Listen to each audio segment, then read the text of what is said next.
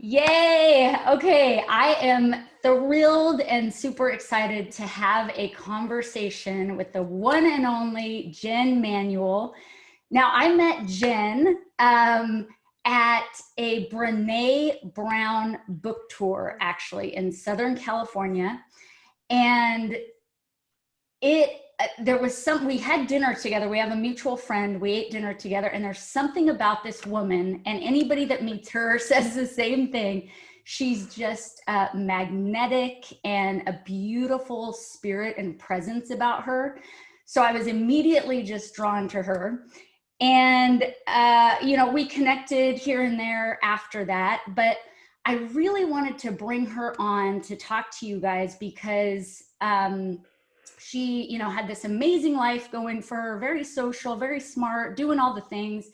And then she suffered an injury that totally changed her life. So I want her to talk a little bit about the accident, the injury, and how your life changed. Well, first of all, Jenn, say hi to everybody, and then dive into that right away.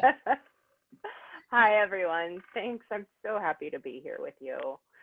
Um, so yeah, it's been a wild ride. I so pre-accident, I ran my own business and did a lot of work in the community, focusing on the gender and racial pay gap, something that we're all becoming a little more familiar with now, which is wonderful to see the movement in that space.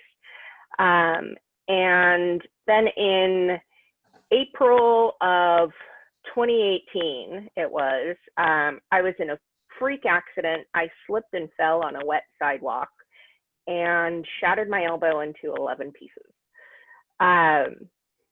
And by the grace of God, I decided I was worth that extra $30 a month for some decent health insurance the prior year, and I'm really glad I did.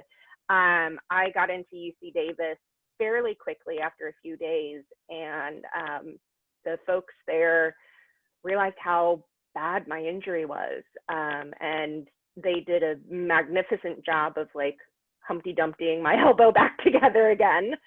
But what we learned in that time was, like when you hit your funny bone and you get that shooting thing that goes up your arm, it's your ulnar nerve.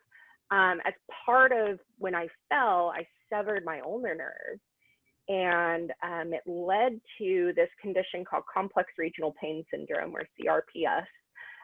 It's a really rare nerve condition that I've now learned and accepted is going to be part of my reality for the rest of my life. So we went from getting ready for an equal pay day event in April of 2018 to, oh crap, I broke my elbow, to I don't know how to manage pain on this level. On the McGill pain scale, having CRPS is more painful for all the mothers out there. It's more painful than unmedicated childbirth. It's up there with or above having a limb amputated. It's just severe burning pain. And the setback of the elbow was difficult. I had all of this momentum and we were gearing up for this big equal pay day event, and I was thrilled with where my life was at that point in time. And I just crashed. It was like somebody pulled the rug out from under me, and I didn't know which way was up. And when pain is something that's so intimate, it's something we can all relate to so much, I think. Whether it's, you have sciatica or a knee replacement, or have been through childbirth, or dealing with a monster headache, or whatever it is, it's so human, but it's so poorly understood. So in the aftermath of the accident, I can move my elbow again. Those guys are great. The orthopedist nailed it. But then my life became focused 100% of the time on my body and its care. And then at the beginning, it was in a very negative context of, I can't live like this. When you can't sleep because you're in so much pain. You're in so much pain because you can't sleep. And that cyclical nature of it is just, it's brutal. And I have to give a shout out to my partner who we'd only been dating a handful of months at this point in time. And I mean, the man got up every 2 hours to like lift me out of bed and give me medication, and just, he didn't bat an eye.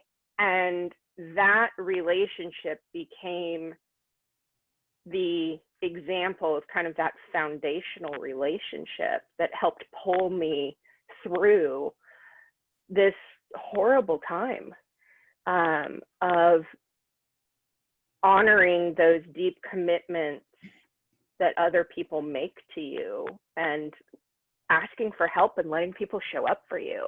And I think we have such a stigma around asking for help, right? We think it shows weakness, or that we can't take care of ourselves, or we don't know what we're doing. And those were all true at that point in time. And it gave other people who love me and care about me an opportunity to show up in a way only they uniquely could. And I cherish those relationships. I have my tribe that I love, and my mom, who's like half a mile away, which is awesome, and my partner Kevin, and you get through it.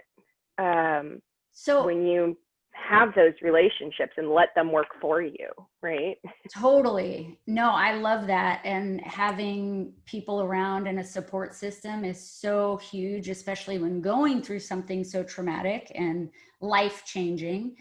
And I really want to talk about the things that you have done in these past 2.5 years to deal, because obviously you have to deal with the physical pain and what that entails in your body, but specifically the mental pain and the triggers. So I read a story of yours that you posted on Facebook about a tomato plant, and I absolutely loved it. So can you briefly recap for everybody that story and what you have learned and are working on with the help of a therapist and different things like that? But because I know it's common for human beings to have triggers when something traumatic happens. And yours happens to be with water because that's how your accident happened. But for other people, like I was saying, somebody, if they were abused, for instance, could see a man, like literally, and that could be enough of a trigger for them. So what are some of the tools you have learned to deal with those triggers? Just talk a little bit about that. Yeah. So the tomato story is kind of what I jokingly say, that if I'm going to summarize the last 2.5 years, that's kind of it. We planted a container garden this year in our backyard, and I got tomato starters from a dear girlfriend of mine, and we had our little garden going. And getting to as you mentioned, water is a huge trigger for me. I would see water in a place where it doesn't belong. Like if it's in a glass, like if it's in here, it's fine. It belongs in here, right? But if we poured it out on like a wet surface, my anxiety would start coming up. I struggled with panic attacks. I still do in certain contexts. And making that decision at the beginning of, I'm going to choose to have a garden, because I have really wanted a garden in this home that we've been living in for the last few years together.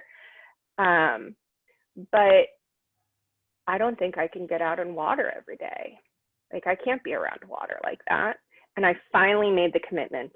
I'm going to do it within the context of working on this with my counselor.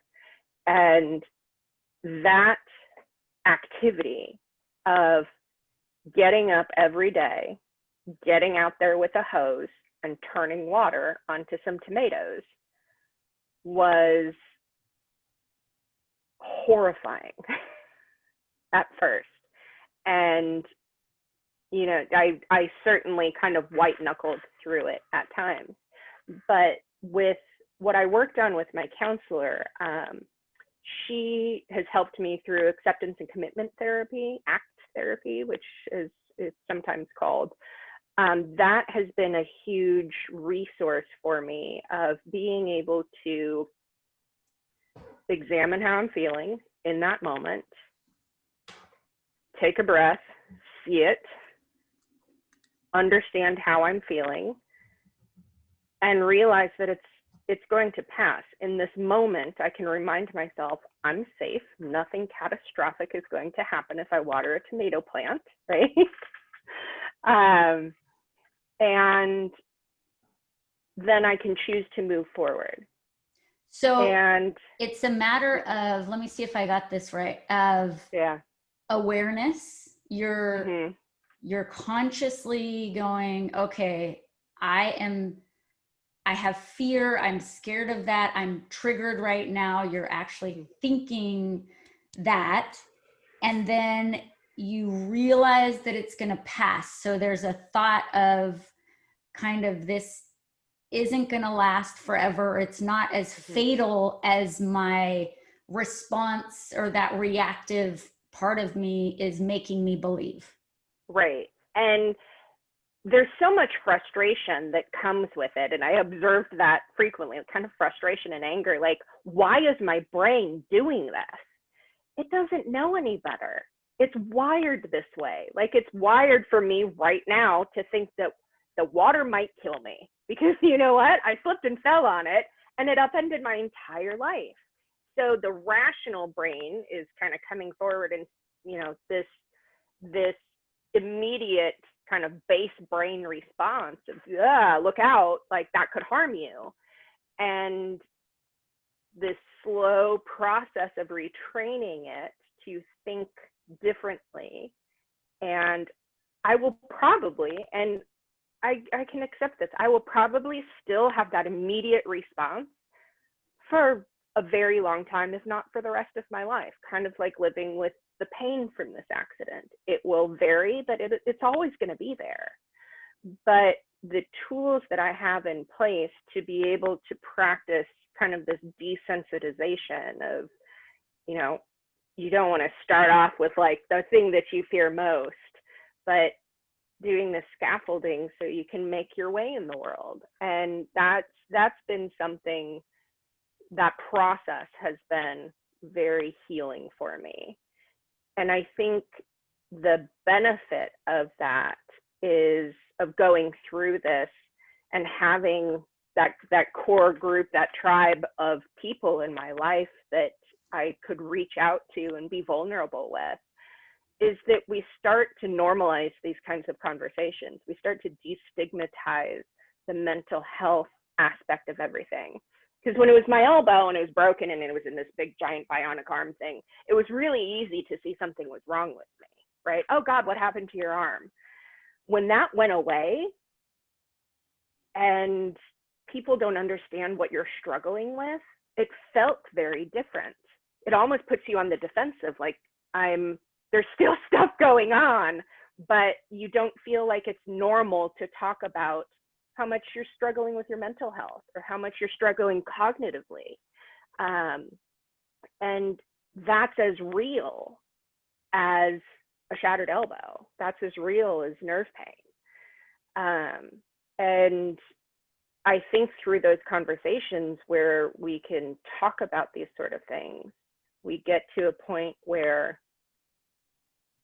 we can let people in, and that helps transform our journey. Well, and people, people need to know this stuff, you know, they need to know that they're not alone. I love what you said, and it's so true about a physical ailment where you can see it, so there's more sympathy, empathy, whatever. When it comes to the mental stuff, you don't really see it unless it's spoken and verbalized. And a lot of times when we're in a mental state of distress, it's actually hard to communicate. exactly what's going on. So yeah. Or your brain's telling you lies about, well, nobody wants to hear that anyway. And that's just entirely untrue. There are people who want to help you through this if you let them.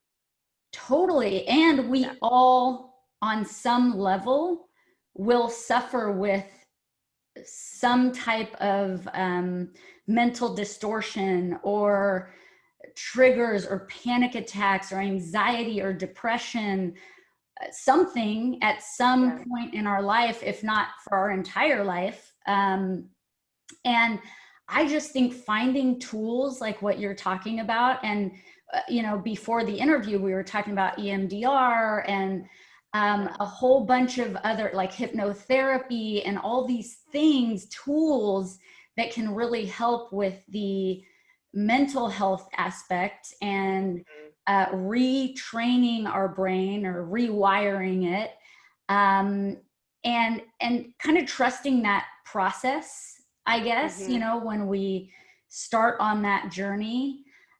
So I love that you're actually doing it too, because it's one thing to learn a process or a tool.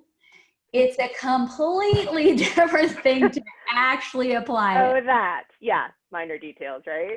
And that's been such a big part of this journey, is understanding what tools I have in my pain management toolbox, understanding what tools I have in, my physical body toolbox, what tools I have for my mental health, and combining those, seeing there's quite a bit of overlap. Yoga became one of those things. We've had this conversation of, I went through some experimental treatment and I was feeling better for a little while, and made the decision with my partner when you launched the last yoga challenge.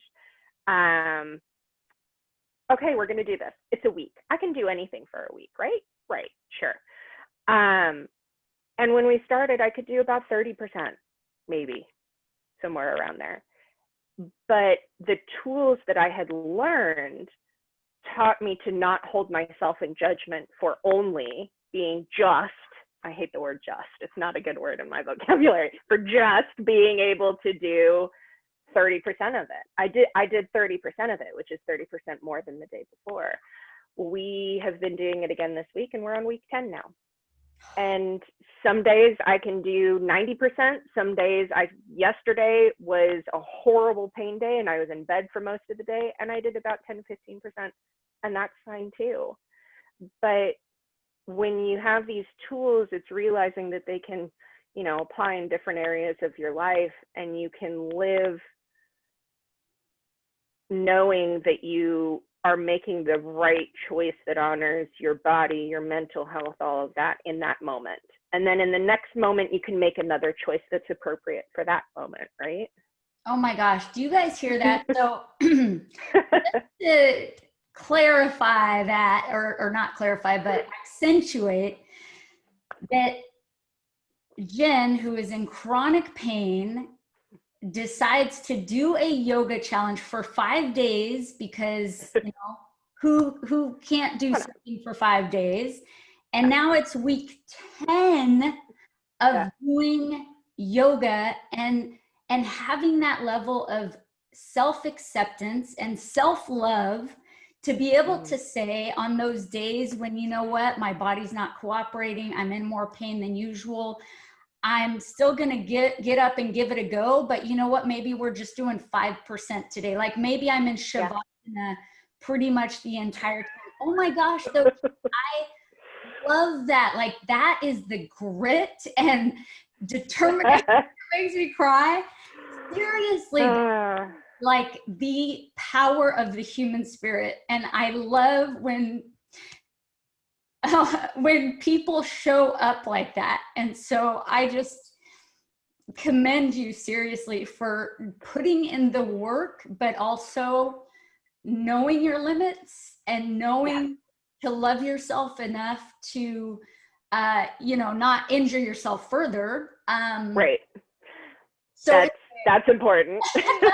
Well, and it's challenging sometimes as former athlete.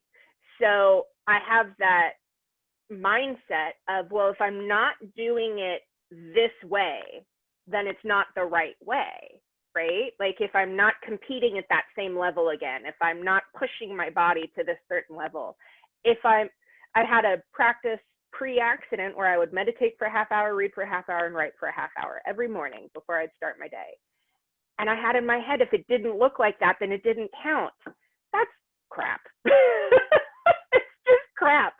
And when I started meditating again through the Divine Spark program that Laura Hansen runs, I was literally starting at like 30 seconds. And again, same with the yoga, same kind of tools. You start with that introductory level. And as somebody who had practiced this for 20 years, I just started 30 seconds. And that practice daily of not holding myself in judgment for that let me transition to 45 seconds to a whole minute. I remember calling my mom and telling her, I meditated for a whole minute today. I'm so proud of me. And that slowly returned into this discipline of being able to disengage from my physical body and understand how powerful my body and my brain and that connection and that my spirit really are. That can be a healing tool in and of itself as well. That's part of the Divine Spark takeaways for me is I'm capable of bringing healing to my own body. I'm capable of stepping into places where I have an expectation that it might hurt. I have an expectation that it might cause me pain. And there can also be growth and healing in that place too. So re-entering the world as I'm doing now, trying to kind of re-enter the world with what I've learned in the last, 2.5 years. And sharing that with all of us, which I think is amazing that you were in the middle of the journey and you're able to sit and encourage other people here with the tools that you've learned and that you're implementing in your life. I mean, to me, that's what life is about. It's like we learn these things through hard circumstances in our lives, but we can use that purposefully on the other end, to help and encourage other people. And so time flies by with you, but we wrap this up. What are some last minute just tips that you could give for people that are watching this, people that are in some kind of pain, whether that be physical, emotional? What are some tips for those people? I think focus on building trust in the relationships that you have. That's going to be with your doctors. That's going to be with alternative medicine. That's going to be with your tribe of whoever that is and who you let in. And then live in the unfolding. Once you have that foundational trust there of those relationships and knowing that you're not doing this alone, that you're not going through this alone. I think especially in the pandemic, we all feel this, whether it's physical pain or emotional pain or whatever it is, that trust that you can live in the unfolding and know that you've put the foundation in place, that even in the worst moments that you will come through on the other side. So that's my 2 cents. So everything is a season, and this too shall that. And then keep learning that, right? Oh, yeah. That's life. It's a total journey. It's not an arrival thing. It's like, it's the journey. And that's what I love. It's like, oh, it's Tuesday. Let's do this again.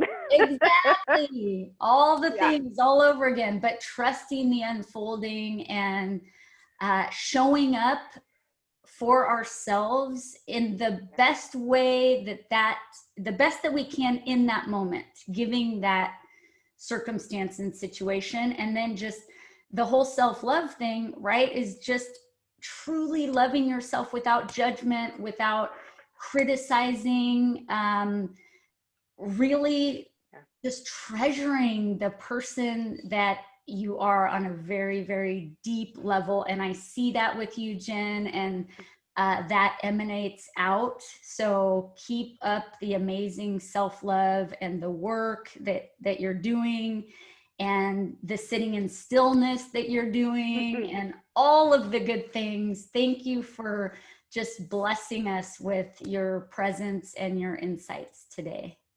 Thank you so much. It's always so good to be with you. We will Take care. see you soon, my friend. All right. Bye.